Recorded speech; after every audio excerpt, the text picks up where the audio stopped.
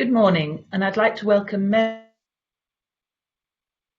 our witness to the Economy, Energy and 15th meeting of 2020. So I'd like to turn everybody to our agenda, and our first item is a decision to take item 3 in private. The committee is also asked to agree that consideration of the committee's energy inquiry report should be taken in private at future meetings. So I'll pause for any objections. Thank you. That's agreed then. So our main item of business this morning is our session with the Registers of Scotland, and I'm very pleased to welcome our witnesses, Jennifer Henderson, Keeper of the Registers of Scotland, and Janet Egdal, Operations Director and Accountable Officer for the Registers of Scotland. So good morning, ladies, and I'd like to invite Jennifer Henderson to make a short opening statement. Thank you very much, convener. Thank you very much, convener, and thank you very much for inviting us.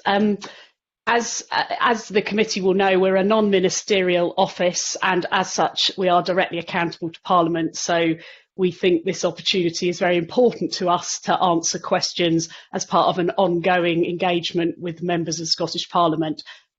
We do have a minister who speaks for us in Parliament. That's currently Mr Macpherson, the Minister for Public Finance and Migration. I wanted to spend just a minute making sure everyone remembers what we do. So currently we run 20 public registers, and the big ones, the Register of Sazines and the Land Register, are all about securing people's property rights. But we run a number of other registers that support communities, such as the Register of Applications for Communities to Buy Land, the Crofting Register, and we run our judicial registers that secure people's other types of legal rights. And of course, by definition, by being public registers, the information in those registers is made available for the public to support their decisions, to underpin the economy and give people confidence in the securing of legal rights. I wanted to briefly touch on our finances because they've recently changed, and Janet, as Accountable Officer, will be the person who will address any detailed questions on that. We're fee earning, but we are now part of the Scottish Government budget. And fundamentally what that means is that any years we generate a surplus, that money is returned to the Scottish Government Consolidated Fund. And any years that we have a gap between our expenditure and our income, we look for the Scottish Government to cover that. We no longer have our own reserve, and we can certainly explore that in more detail.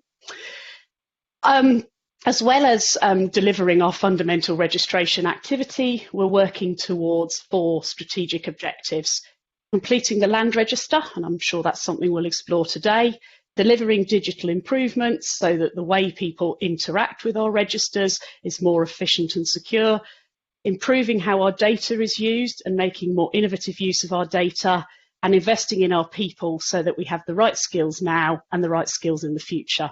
And at the heart of everything we do are our customers, making sure that we are continuing to serve them well now and in the future.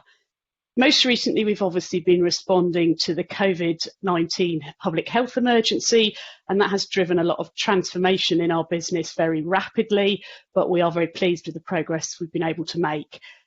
And that's us in a nutshell. I can't possibly do us justice in a couple of minutes, so I'd really want to extend an invite to any members of the committee who haven't had an opportunity to visit us.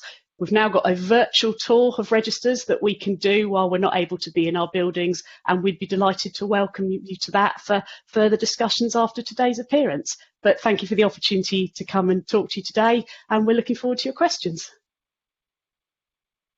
Thank you, Jennifer, and I'm indeed, as a newcomer to the committee, one of the people who hasn't yet managed to visit you, and so I'll look forward to doing your virtual tour initially, and then perhaps an actual visit once things ease up.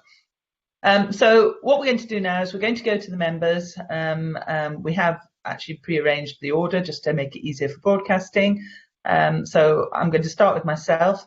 I would ask that we keep our questions and answers succinct. That just allows enough time for everybody to get in, but hopefully we've got a good range of things to ask you, which will allow you to tell us more about what you do.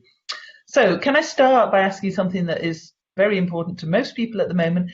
When do you aim to be able to declare both property registers, i.e. the Land Register and the Register of Sazines, fully open to digital And are you confident that your digital solution for these registers can handle an increase in activity in the housing market? Because obviously, as we come out of lockdown, there'll be a lot of people hoping to move on from where they were prior to lockdown. Jennifer, Great I think that'll be question. for you. It will indeed. Thank you, convener. So the situation we're in at the moment is we are accepting applications to the land register. So if anybody is moving house at the moment, their solicitor is able to complete that transaction and get their application straight onto the record. No problem. We've worked very hard over the last few weeks to get to the point where we're fully caught up and anything can happen at the moment. The reason we haven't yet declared the register fully reopen, even though it's accepting all applications, is because we're very aware that many of our solicitor colleagues will be physically not able to retrieve the actual application paperwork that's locked up in offices while they're working from home. And as again, the committee will remember that one of the things that came in the emergency legislation was that all advance notices in the system extend until 10 days after I declare the application record fully reopen. So we really need to make sure solicitors have got every last application that's gone ahead during this period to us before we fully reopen. We're in regular dialogue with the Law Society of Scotland to understand when do they think that will be. From our point of view, we would be ready to declare it fully reopened now, but we know that wouldn't help solicitors and would encourage them to go into offices when they shouldn't be and so on. On the SAZEN register, we are currently only able to accept applications to SAZEN's registers through one of our emergency processes. Now, we don't get very many applications to the SAZEN's register, and by definition, if you're moving house and buying a house, your application will be coming onto the land register. But we are currently building a digital solution for SAZEN's, and that will be live at the end of this month. So that will be us sort of fully accepting digital applications across our property registers. In terms of the third part of your question, convener, on volumes, we're ready to ramp up. We've enabled another 500 of Registers of Scotland staff to work remotely through this period. And actually, we're now seeing the applications coming onto the land register almost at the volumes they were before lockdown. So we're quite surprisingly, I think lots of things have been obviously progressing. So we are, and we can ramp up further than that if we need to. So we haven't got any concerns there. So that's a really confident message to all those who are hoping to move house then, that the register will not be a blockage. Absolutely not. And obviously we're watching with interest for when phase 2 of the route map out of lockdown is announced, and the guidance that will need to be updated around what that means for housing market. But we are ready to go with as many transactions as people want to send us. Thank you. Right, I'm going to move to Andy Whiteman next, please. Andy. Thanks very much, convener, and welcome, Jennifer and Janet. I just want to ask about a couple of policy areas and then touch on the reclassification question. So first of all, on completion of the land register, as we discussed last year, this was a target set in 2014 to complete the land register for public bodies by 2019. We know that's not been met, but for all by 2024. Is this still your intention? And given that some of the funding for this was being derived from your reserves, and that touches on the question of reclassification, which we'll come to, how are you proposing to manage that process? So it is still a strategic objective to complete the land register by 2024, and you're quite right, Mr. Whiteman, the target on all public bodies to have registered all their land by 2019 wasn't met, although we have made very good progress, and if the committee would like a written update on that, I'd be very happy to provide it if we haven't got time to go into it now.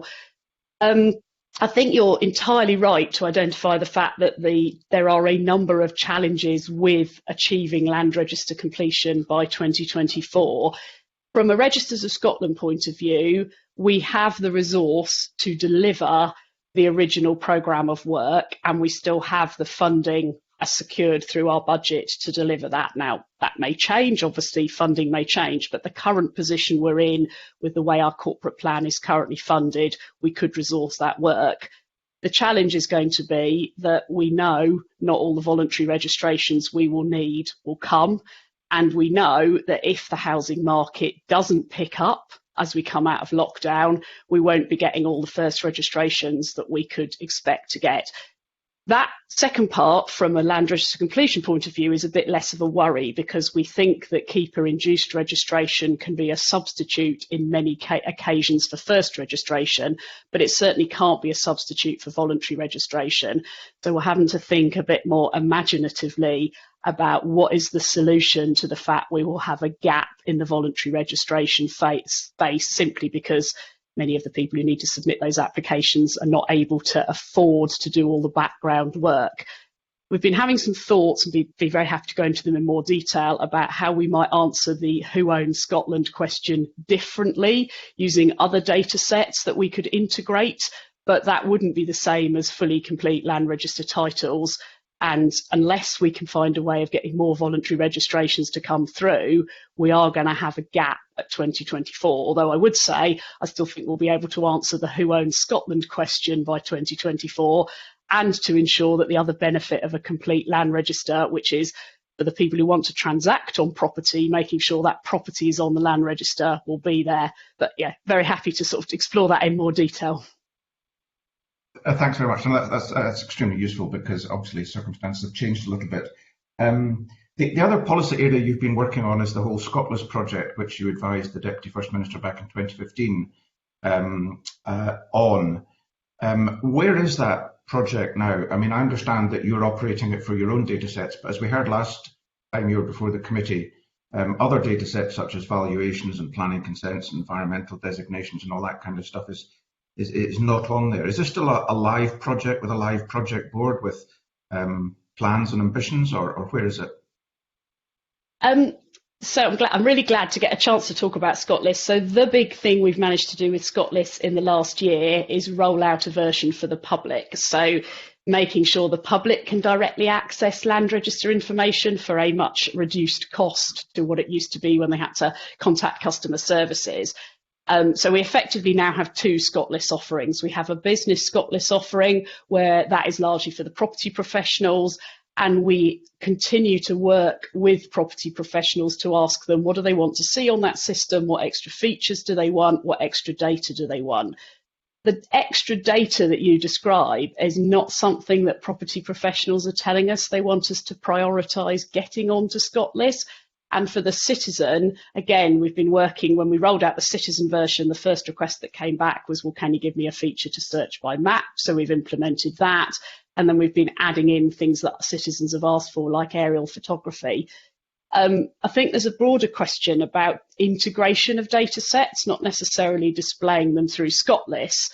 And we have, over the last year, continued to talk to people like the Improvement Authority, the Coal Authority, and other organisations about, as technology develops, can we make it easier that if someone has gone into ScotList to look at the information we hold, and then they want to jump across to look at the information other organisations hold, how could we make that more seamless? And in relation to our strategic objective over the next few years of improving the innovative use of our data, I think that's how we envisage taking it forward, not pulling all the data sets into one place, but making it more seamless for people to move between data sets.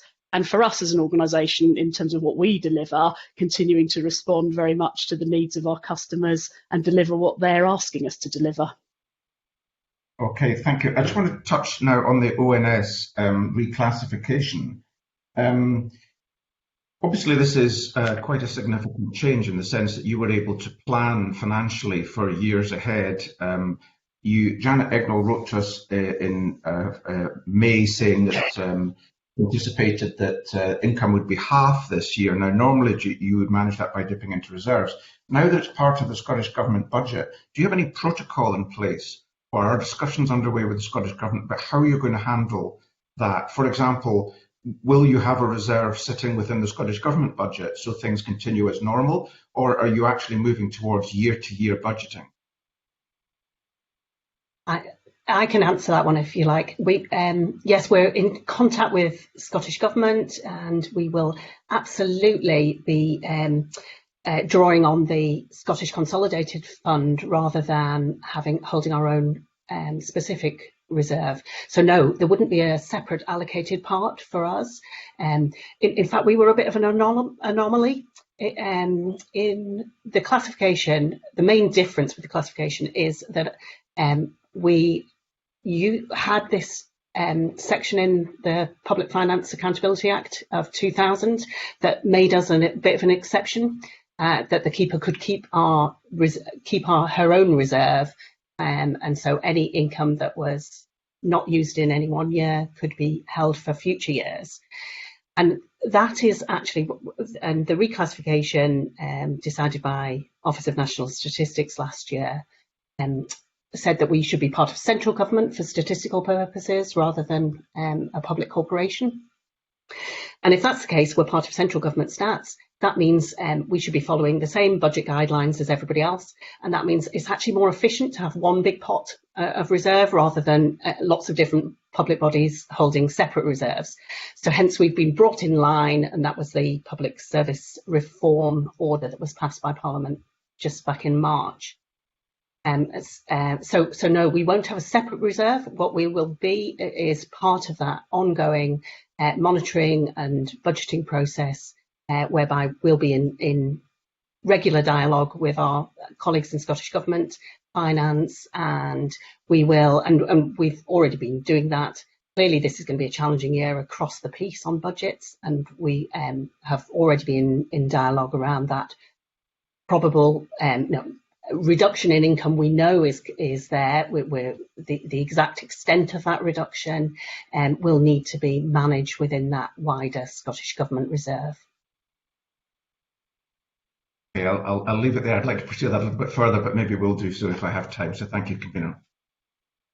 Okay, thank you, Andy. Can I move to Richard Lyle next, please? Richard. Thank you, Convener. Good morning, Jennifer. Good morning, Janet. We all agree that registration is very important. In July 2018, the Register of Scotland had 43,833 cases, which fell outside its service standards in terms of target processing times. On the 31st of May 2020, this figure stood at 64,777 cases, and that's an increase of 48% from July of 2018. Can I ask, monthly figures provided by the Scottish Parliament Information Centre relating to your backlog of applications for registration suggest, despite reassurances from yourselves to the legal profession in June 2018 and this committee in January 2019, the backlog has grown significantly since those dates. Why is this, and what factors are causing this, please? Thank you very much for the question.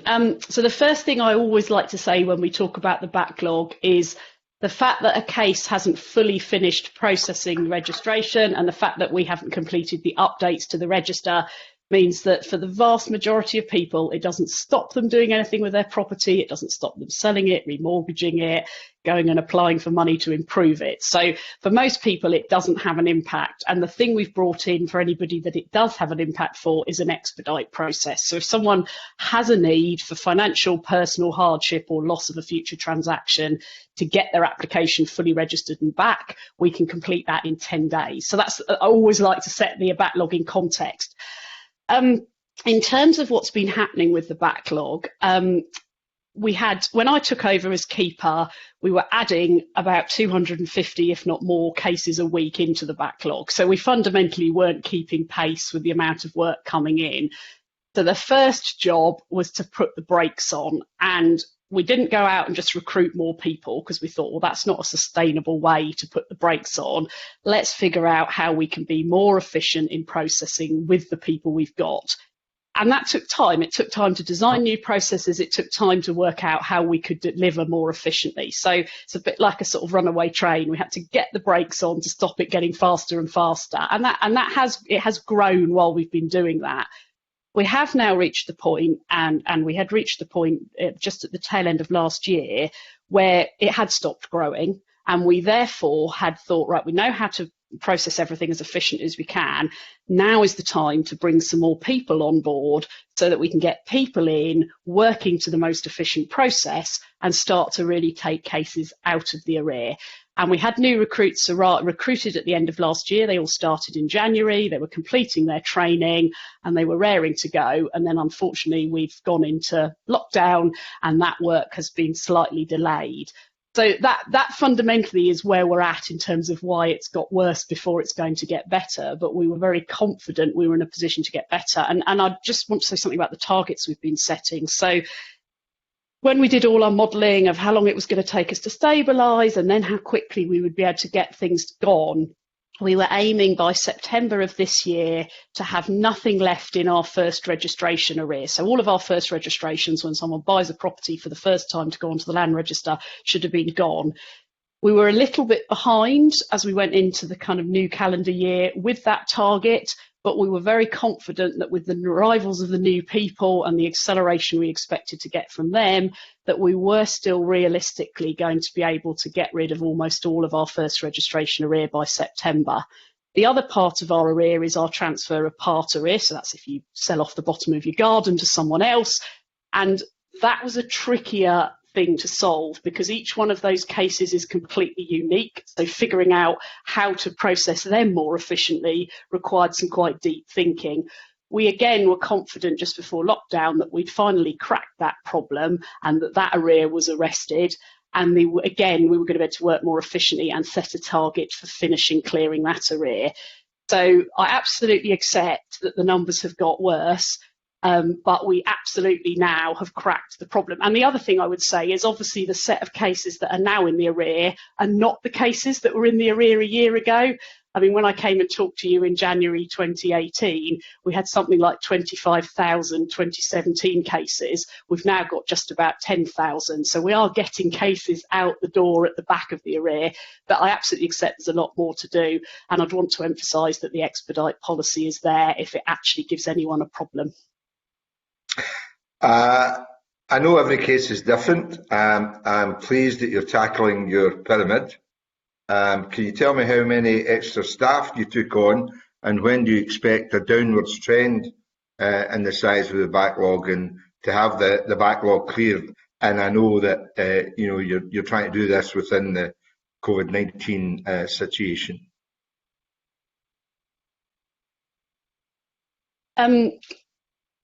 Janet may want to come in and correct me, but I think we took on about 30 extra staff at the start of the year who started, and they were being trained up to work. So that's not a lot of extra people to make the difference, but it was how many we thought we needed. We're very lucky to have a very good analysis team who can kind of crunch the numbers and work out how many people process. In terms of when we expect to start to be able to turn those people to really making a difference, it had intended to be in February, but clearly lockdown coming on in March, we have had to suspend those people's final bits of training. I mean, one of the things when you've trained up as a registration officer is you work under quite close supervision initially because maintaining accuracy on the register is really fundamental. So we don't just train people and let them loose. We train them and then supervise them pretty closely.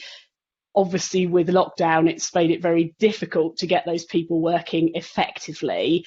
We are thinking while we are in lockdown about how we can do more remote working to get those people supervised remotely so they can get going. And the other thing that we are anticipating is obviously, and this is, an unfortunate side effect of a potential housing market downturn, but if we're seeing less work coming through the housing market, we will have more spare capacity to put more people onto clearing those arrear cases. So we're doing some modelling around what we think might happen with the housing market and how many extra people we might then have available. So I would want to sit here and say, I do not think it's realistic for us to continue to expect to achieve a September 2020 target to get rid of our first registration arrear. I think we've lost too much time in the last 3 months. But my view to colleagues is going to be, I would really not expect it to go beyond Christmas, because we should have no excuse for having lost more than 3 months worth of time. But I'd be very pleased to write to the committee after this, when we've finished our modelling, and confirm the new date we're setting, both for getting rid of the first registration arrear, but also what date we're going to set for that transfer of part arrear, if that would be helpful. Well, whilst it doesn't affect people, I'm sure you want to get rid of your backlog, and I wish you well and thank you. Thank you, Convener. Thank you. Right, I'm going to move to Colin Beattie next. Colin. Thank you. I'm not sure which of our panelists want to answer this, but I'd like a comment on the approach to statutory fees and non-statutory fees. Just a general understanding of how the registers are actually approaching these fees. I think if I may, I'll start, but I mean, Janet as accountable officer may want to come in. So as Registers of Scotland, we offer two types of service. We offer a series of statutory services relating to the maintenance of the registers, and that's where the statutory fees come from. And then I have the ability to offer what are called commercial services, and that is offering services potentially using some of the information within the registers, but it's services that other organisations can also offer. So the best example of this is reports. When someone's thinking about buying a property, they'll commission a property report. We do them, and so do other providers, and that's a commercial service. And I can set whatever fee I feel is appropriate to charge for that as a non-statutory fee. And clearly we look at making sure we recover our costs, that we're being appropriately competitive, and we're not being anti-competitive, making sure that we're not charging a lot less than our competitors, because that wouldn't be appropriate either. So that's the fundamental difference. Normally what happens with statutory fees is it's a decision for ministers to decide to review our fees, and then it's a consultative process and an affirmative process through Parliament to set them. So all the statutory duties we deliver, the fees would normally be set by Parliament, and the last fee order went through in 2014, although there weren't actually changes to the fees then. That was about bringing in the Land Registration Act. We haven't actually changed our statutory fees since 2011. We have, last year, we revised some of our non-statutory fees.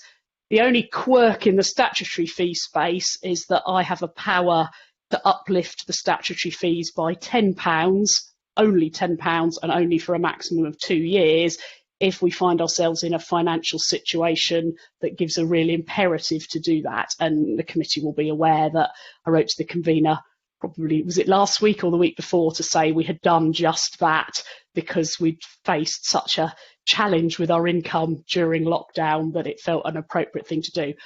I'm not sure if Janet wants to add anything to that, or indeed, Mr. Beattie, whether that's answered your question. It broadly answers the question and provides the background that I need. But what additional income are you expecting to be generated by the increase in the statutory fees? I could take that one if you like. What we're expecting around it depends on how much activity there is in the housing market in the latter half of the year. We've just given notice to customers that from the beginning of October, we will increase our fees by £10. So that should raise somewhere around the £2 million in the latter half of the year. But clearly, exactly where we land on that, we're monitoring closely and keeping an eye on what is happening and quite how the market will recover. Now, you previously referred in communications that you're expecting an estimated 50% reduction in income. Is the increase in statutory fees factored into that already? No, I should say around the 50%. We've done our monitoring. We've doing a lot of business intelligence around from all sources we can, to try and do our best to predict what might happen with the market. But we are absolutely looking at a range of scenarios. It's too early to tell.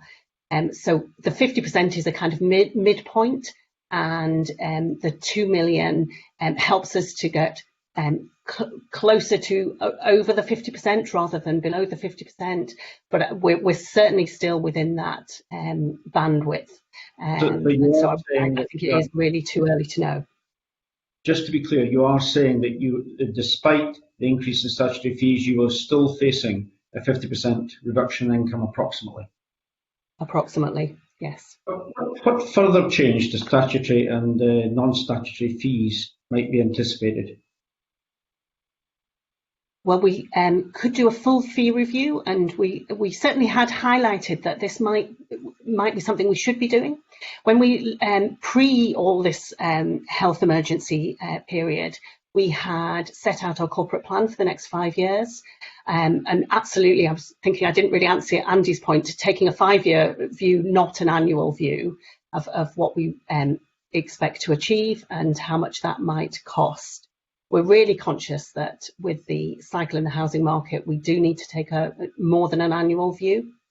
And when we look at that, we were seeing that we were not fully recovering our costs across the 5-year period. So we did think that means our fees were a little bit too low, and we did need to do a review of the level of fees. What we would want to be is in a position where we are fully covering our costs, and so we're not having to call on the Scottish budget every year in order to subsidise what we're doing across our services. Now, in the back. So I was just going to say, in the back of this, will further expenditure reduction measures be required, and how might they be achieved? Mm-hmm. Yes, we're looking absolutely across all of our expenditure. We have already taken a number of actions. So we have paused investment we might have had planned. We have paused recruitment. We are doing absolutely no overtime. So some very immediate measures we put in place.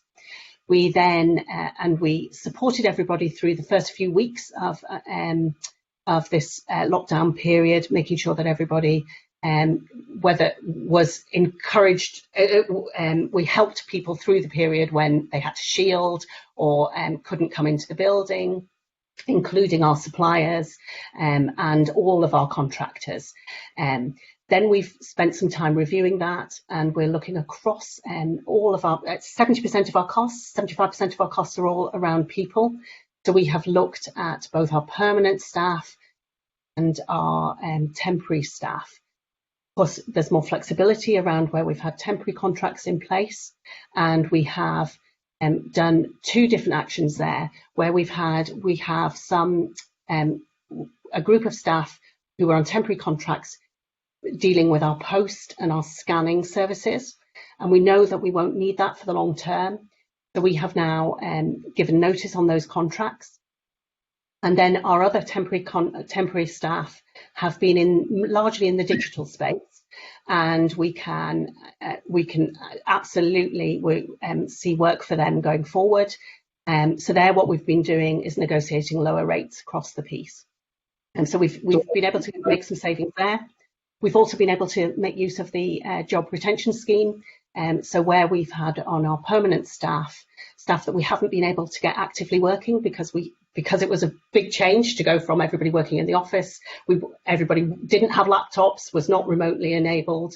So for the period of time whilst we're rolling out laptops and getting people able to work from home, we've been able to also make use of the job retention scheme. So what you're saying is your key cost area is staff. You are reviewing staff at the moment, starting with agency staff. Does that mean that you're anticipating that permanent staff might be involved in this review as well? Well, we're part of the public sector pay remit. No compulsory redundancies is part of that. So we're expecting that we have plenty of work actually for all of our staff going forward. We want to be addressing that backlog of cases. We want to be completing the land register. It's really more the logistics of getting everybody able to work just as productively from home as they were able to do in the office. And Okay, if I can, I'm going to move sorry, Jennifer. I was just going to say, Jennifer, I wouldn't mind can I add a quick point to that, to Mr. Beattie's question?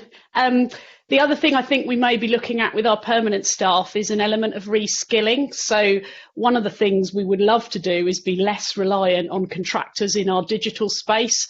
So one of the things we think we would want to do over the next year or two is look at how we can really accelerate moving more of our permanent civil service staff into being the digital staff we're going to need at the future.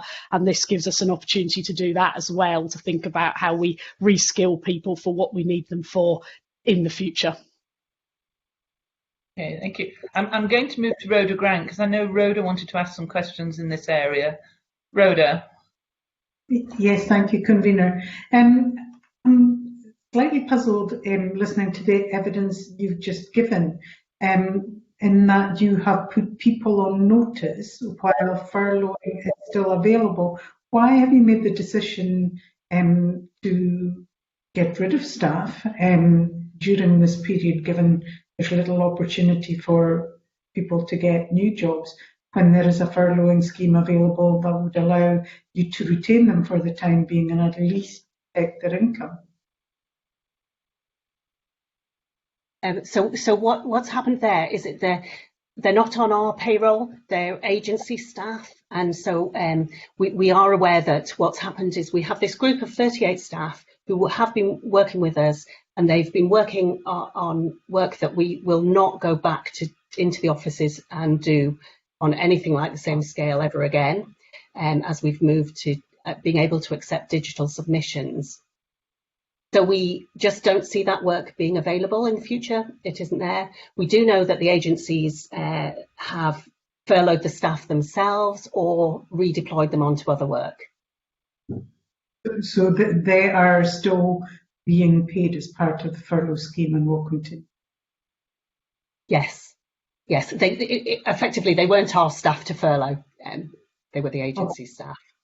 And you don't see that you are going to need any of them again in the future?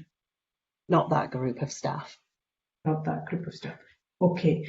So, and you also talked about reducing the number of contracting staff you required, and you also, if I caught you right, talked about changing rates of pay. Is that correct? I mean, it seems like sharp practice for a government agency given the current climate.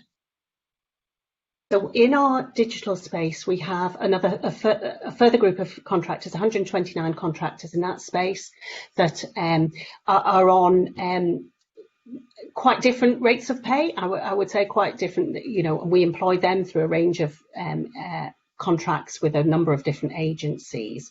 So what we've done is we've given fair notice and negotiated a change in those rates. What we are doing is we're looking at our income situation, that reduction of around about half. We're looking across the piece, and what we're trying to do is share the pain of that reduction in expenditure across all of our areas. So we've across our permanent staff and our various groups of temporary staff. Okay, so when does this reduced rates come in, and how reduced are they? Again, I'm thinking surely the wrong time to be putting people through this, because they end up with little choice but to accept what you're offering. So it's a 10% reduction we've been negotiating with the agencies. What each of individuals will have their own negotiation, presumably with their agency, around whether they have a reduction of 10% or how that works out for them. But it is, so we've done that across the board, and we looked at various options and thought that it was best to have the same 10% negotiation across the piece. We haven't as yet, nobody has decided to leave us. They always have that option. Most of these contracts, we are on a week's notice either way. Nobody has, so we will see how that pans out. I dare say they can't afford to leave you at this moment in time because there are no other jobs available to them. I mean, this is kind of speechless that a government agency during a crisis would treat people in this way. So I suppose my final question is, do you expect these reduced staffing levels to continue into the future? I mean, obviously you were looking to save money before, given the housing market is not in a good place, and one can't but acknowledge that the reason being is that employers are using sharp practice and there will not be the confidence for people to buy and sell houses. Are you looking at even more redundancies given the reduced level of income you're going to have? So I'd just like to be clear that for all of our permanent staff, we've had no change in any of their terms and conditions at all. What I'm talking about here is the group of staff who are temporary workers who have particular digital skills, and this group of staff we really struggle to retain over a period. We frequently are having people coming and going in that area. The turnover there, whereas our turnover of permanent staff is very, very low. We have, in some of the development areas, we would have a 50% turnover over a year.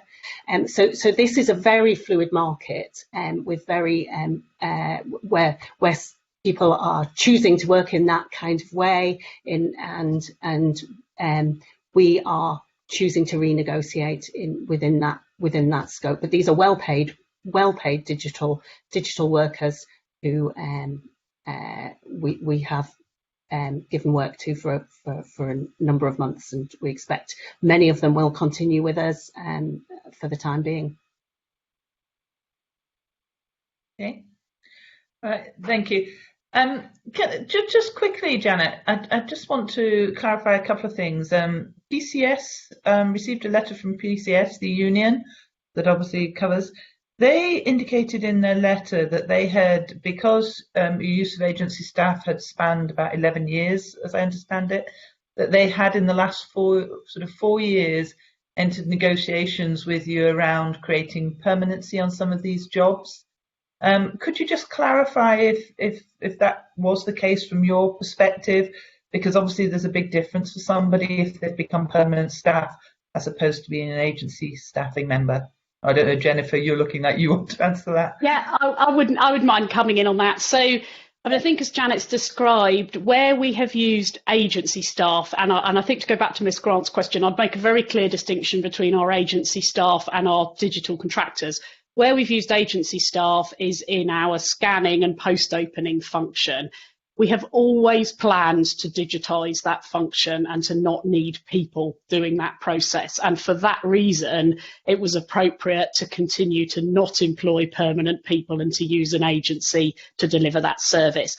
Quite rightly, PCS have obviously wanted to champion the rights of non-permanent staff within the organisation and to see what we can do compliant with the sort of Fair Work agreement to give those people more permanent opportunities. The thing I would say, for a number of those agency staff, when we have recruited for permanent roles within the organisation, fair and open recruitment external, they've taken the opportunity to say, I'd like to stay with Registers of Scotland on a permanent basis. I'm going to apply to move into a role that would allow me to become a permanent civil servant. But we've always been very clear that that scan and post function was not an enduring people-staffed activity, and it would have been irresponsible of us to have taken on a number of permanent staff in that area, knowing there wasn't going to be enduring work for them. And I wouldn't, if I could just come back in relation to Miss Grant's question on the kind of contractor rates. I think, as Janet said, we want to pay the market rate for our digital contractors. They are well-paid people. And it was appropriate to say, actually, the market has fallen a little bit and we shouldn't be paying above market rate, and therefore it's the opportunity to renegotiate. And I think that was the appropriate thing to do with public money. And as Janet said, if those people wanted to take their skills, digital's very much still in demand at the moment. They could have taken their skills elsewhere if they wanted to, but I would very much stand by it was the right thing to do in the financial situation we were facing, to not be paying above market rate for some of our very highly skilled contractors. So, I mean, would it be fair to say then that actually what's happened is the COVID pandemic has actually kick-started or completed your digital transfer in a faster manner than it perhaps would have done if we hadn't had it? So that's the only difference. I think what it's done is it's caused us to prioritise our roadmap differently. So whereas we'd planned to digitise our scanning function, it was going to be done slightly later in our plan. We were going to do a bunch of other things internally first to put some of the back-end systems in place, and then we were going to do that customer-facing bit.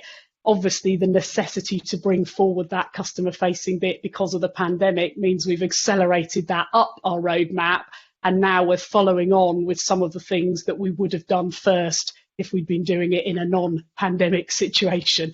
And yeah, we still are very much on track to deliver everything we want to deliver. And I think the thing that's really come out of the pandemic is just how much our customers really want to embrace the new digital ways of working. You know, they can't get enough of what we're delivering and they want it to be a permanent solution. Okay, thank you. Right, I'm going to move to Dean Lockhart now, please. Dean. To return. Your microphone's not on. Dean, you'll need to start again. Your microphone wasn't on. Okay, great. I see that. Thank you. I wanted to return to the question of the impact of the change of classification and the move to an annual budget and the removal of access to the reserve.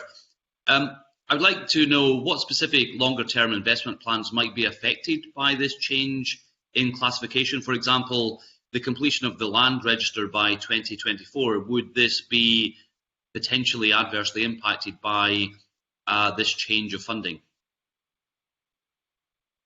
So I'll pick up, but Janet may want to come in. I mean, you're entirely right, Mr. Lockhart, that going to a situation where on an annual basis we have to sort our funding out does mean that we can't plan quite as much for the long term.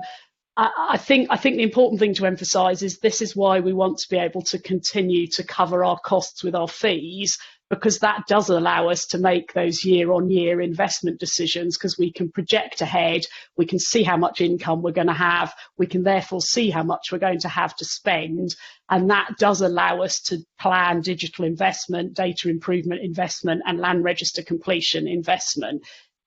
The challenge at the moment, clearly, with the unknown of what's going to happen in the housing market is really how we plug the gap this year. And this is where one of the things that about our arrear is our arrear represents unreleased money to us. The way our customers work is when they submit their registration application to us, they pay, but we can't release the money into our accounts until we've completed the work. So actually, some of what is going to plug the gap this year with a potential downturn in the housing market is to allow us to do more arrear cases and release that money. And then hopefully our fee increase that we've just brought in and the potential in the future for a fuller fee review allows us to balance up the books and actually get back onto a steady keel of being able to plan for the long term. And we're in very good discussions, and Janet may want to build on it with Scottish Government Finance about the money we will need going forward to deliver our strategic objectives. Our aspiration absolutely is to pay for all of that ourselves, but if there's a gap, it'll be for Scottish Government to make up that gap. I mean, maybe I could just add in terms of your point about land register completion. I think really our challenge there is not resourcing. It is, as Jennifer was alluding to earlier, it's around the fact that we think others might not want to work with us on bringing forward voluntary registrations is more of a challenge rather than our resourcing needs for that. And we will, be looking at can we use data in a different way in order to actually complete the register within the resourcing we have. Okay, that's very helpful. Thank you. I wanted to explore the sort of funding aspects a bit further, because Jennifer, you made the point that you would hope to cover funding through fees being generated, but obviously it's a very volatile market now, and even looking over the next couple of years, I would imagine that we're going to see quite a bit of volatility, both in housing markets and in the fee revenue you're able to generate. So if there is a shortfall in terms of what you're receiving and in terms of what you need for long-term investment plans, what assurances have the Scottish Government given you that they will cover that shortfall? And I'm talking more formal arrangements, not so much a discussion you might have had with someone in the Scottish Government. Is there a formal arrangement in place whereby the Scottish Government will make up that shortfall? Well, again, if I may, I'll start and Janet may wish to come in.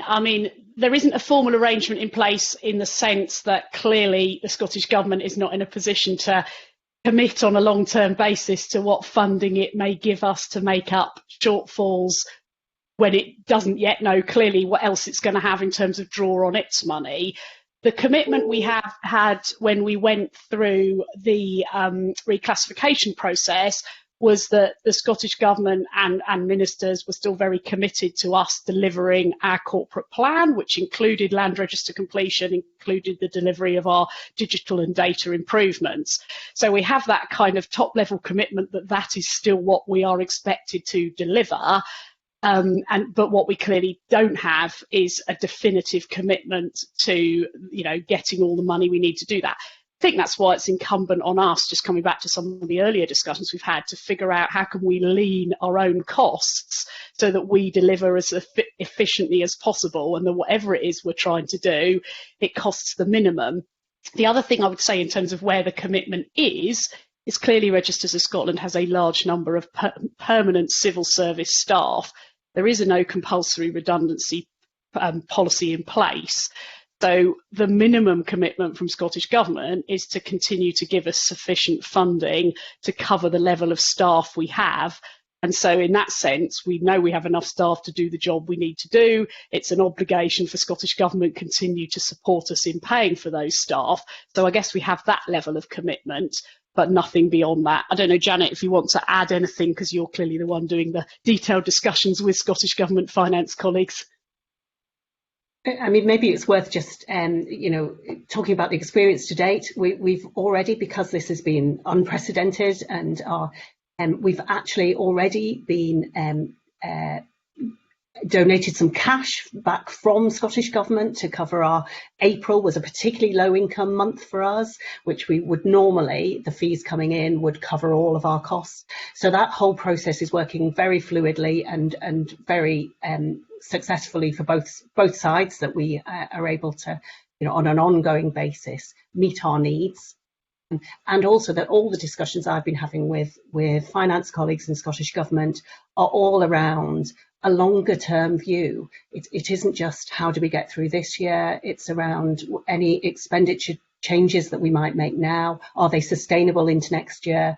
Absolutely, they're the discussions we're having. So, it does give me a lot of reassurance that we're not taking a short term view here. Thank you very much. Okay, thank you. Can I move to my Deputy Convener now, Willie Coffey, please? Thanks very much, Convener, and good morning, everybody. I was going to ask a question or two on the sort of income generation side of things, but I think that's really been pretty well covered by questions from other members. So instead, I wonder if I could ask a few questions on your digital transformation strategy that we touched on also just earlier. First of all, could you just give us an indication of whether you think we are on track in terms of delivery of the digital agenda? And there was some discussion about contractors earlier on there, wasn't there, about whether we reduced rates with them or didn't need to hire as many of the contractors as we usually might do. Could you give the committee an assurance that we are on track in terms of the digital transformation programme that you have in place, and you've got the right balance between core IT staff and contractor IT staff to deliver what has to be delivered? Yeah, absolutely. I'd like an opportunity to talk about our digital agenda. So what we're doing for our digital transformation within Registers of Scotland is we are doing customer-facing digital stuff, and the most obvious example recently is the things we've brought in around digital submissions. But behind that, there's an awful lot of back-end digital stuff, improving our mapping systems, improving the systems that actually create the land register and so on. And we've got a roadmap that takes us through the next few years of everything we need to do with that. And we've got the plans in place, the people in place, the budget in place. It's one of the reasons actually that we use highly skilled and well-paid digital contractors in this space, because once all that development work is done, we won't need the same number of digital staff to keep our digital systems running going forward. So we are developing digital skills within our civil service cohort so that as we move beyond the development phase for all of our digital systems, we can do the kind of keeping the lights on digital activity with civil servants as far as possible. So I think we very much are on track. I mean, the pandemic has caused us to sort of reprofile and reprioritise what order we do things in. The other thing I think that has really shown up in the last few weeks is the degree to which our customers are really ready to embrace this technology. So one of the things that was slightly holding us back previously, we have the people, we have the skills, we knew what we wanted to do, but what we weren't able to do was to really persuade our customers that changing their working practices to embrace digital ways of working in the kind of end-to-end conveyancing process was what they wanted to do.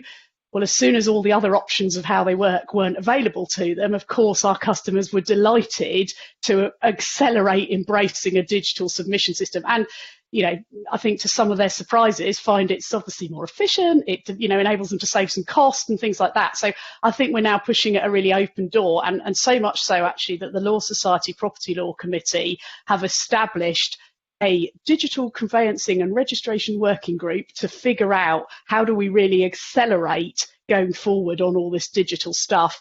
And I shouldn't call it digital stuff, digital technology and digital transformation as quickly as possible to capitalise on where we've managed to get to in the space of just a few weeks. So it's really exciting. I mean, the possibilities of properly bringing in a digital conveyancing and registration system in Scotland are right there for the taking at the moment. Thank you for that. When I visited in February, I was really impressed with the progress that you'd made in the whole digital arena. It was really impressive. But you must be aware that several public sector IT projects have experienced difficulties in the past, and it's usually because of a lack of skills in-house to deliver. We usually employ external contractors, as you have done as well, Jennifer. So my question is, when the contractors ultimately leave the project and deliver the project to you, how can you ensure that the software and components and so on that are left behind are usable and editable and changeable by your own in-house IT staff? That seems to always have been the problem that we've come up against in a number of IT projects. Could you just say a little bit about that, please? Delighted to, because I mean, the way we work in Registers of Scotland overcomes that problem, and I think it's the difference between what we don't do is truly outsource our IT development. So we don't contract with a third-party company and go, here are the requirements, over to you, build it, and then we get the product and it comes back. We have our contractors in-house with us, working alongside our permanent civil service staff.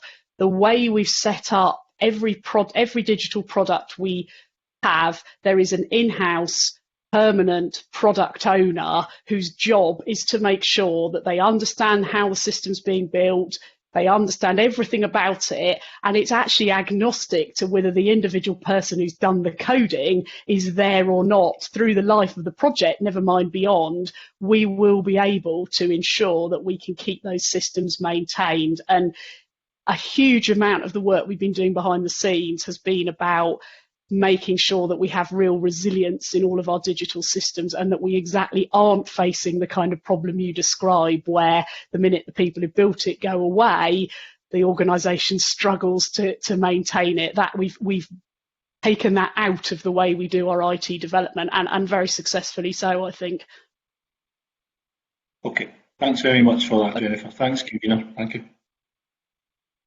Thank you, Ellie. Right, I'm going to move to Alison Harris now. Alison? Good morning.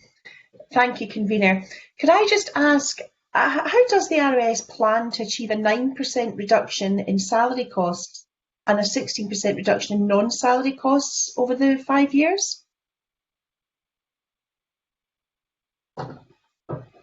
That over the 5 years, that's from our corporate plan. Mm-hmm. Yes. Figures, yes. Well, that is really around actually being able to just achieve the 9% in salary costs. That is around a mixture of things. So it actually refers back perhaps to Colin's question around the digital contractors. It's much more expensive for us to have staff who aren't on our payroll. So over that period, we think we have a good chance of improving that balance between temporary staff, digital contractors and permanent staff. We'll be able to actually grow our own.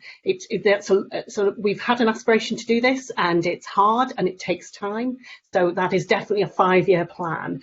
Really excited at the moment. We've got 4 members of staff who are on graduate apprenticeships, 2 learning cybersecurity and 2 learning data science. So they release them to the university once a week, and they work with us the rest of the time.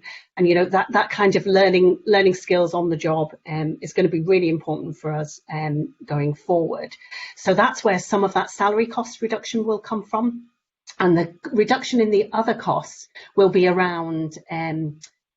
Much of that is around us working more efficiently, and we have some of that will be moving away from having on-premise data centres to being able to work with the public cloud, and being able to and also just the efficiency of our systems. So these processes we're bringing in under the emergency legislation, where we can accept things digitally. We can then our processes can be much more streamlined if we can make that a permanent basis. So over that 5-year period, those things will make a real difference. Okay, thank you. So your 9% reduction in the salary costs is basically because you'll be getting rid of the temporary staff that are working with you, the agency staff? Is that some correct? of those into permanent roles, and we'll be able to. We won't see that we'll need them for the long term. We have some work to do to move ourselves onto more efficient digital systems going forward. So at the moment, we're still running our old mapping system is 25 years old, and when we can fully move off that, we've moved half of our staff onto new GIS systems, but we haven't been able to fully decommission it. We'll be able to do that over the next year. So things like that make a real difference to our investment costs we need going forward, and also the numbers of staff we need working in that area. Okay, thank you. Okay. Thanks, Alison. Can I move to Gordon MacDonald now, please? Gordon. Thanks, convener. I just want to continue the discussion you had with Colin Beattie about fees. Just more clarification than anything else. Your corporate plan projects a 10% reduction in income over 5 years. When was the last time there was a full review, and following that review process, do you make recommendations about the scale of fees to Scottish ministers?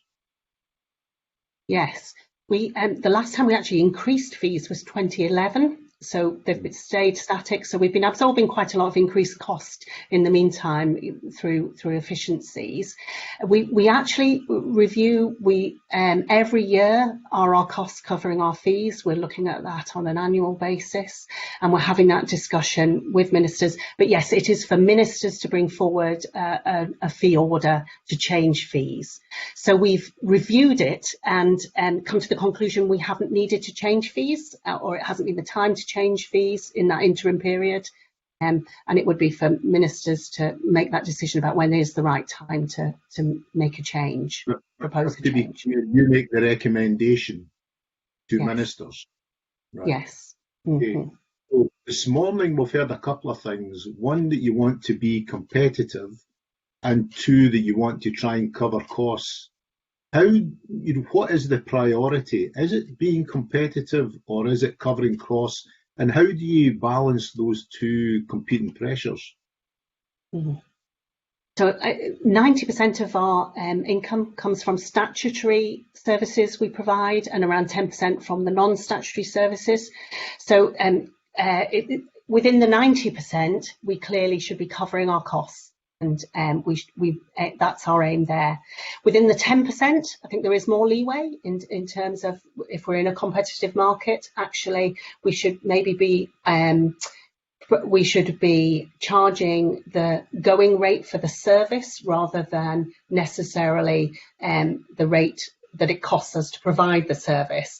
So that's a more nuanced discussion. And in some ways, that's really why we would quite welcome a broader discussion and consultation on our fees to see what our customers think of that and where we should be setting that balance of fees.